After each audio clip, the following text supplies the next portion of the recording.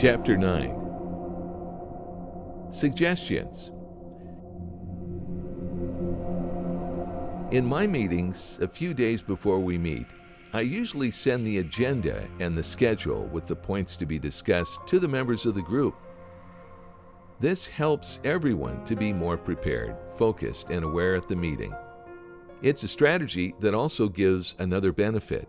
As soon as they finish reading the program, their brains will unconsciously start thinking about ideas and solutions right up to the day of the meeting.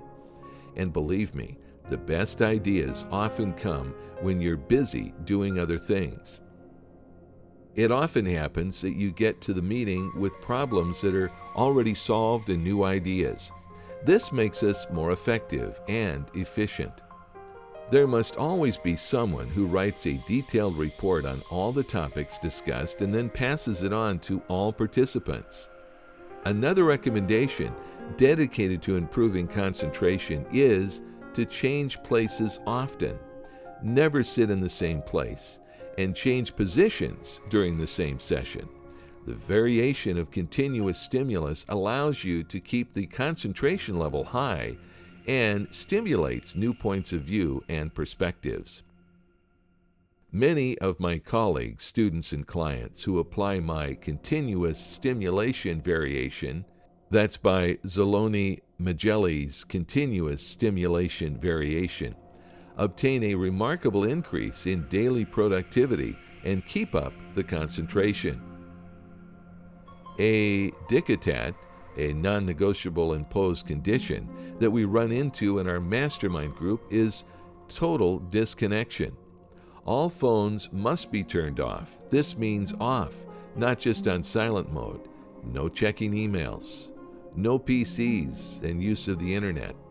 When internet is needed for the research for the information or the use of the PC for any reason, this is done at the end of the meeting.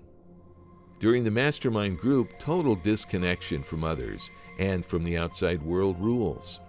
It is important that all participants declare their goals in front of everyone at the final stage of the meeting.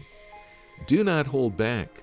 Do not be scared to yell them out like you shout in a changing room before a match. Declare your goals out loud. It will help you to become more concrete, and it will make you work harder.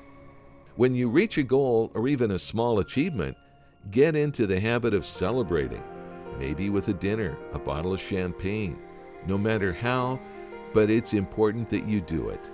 It is a very powerful anchorage tool that will remain a witness to the results achieved at that time. Celebrate your achievements, even the small ones, at the first opportunity.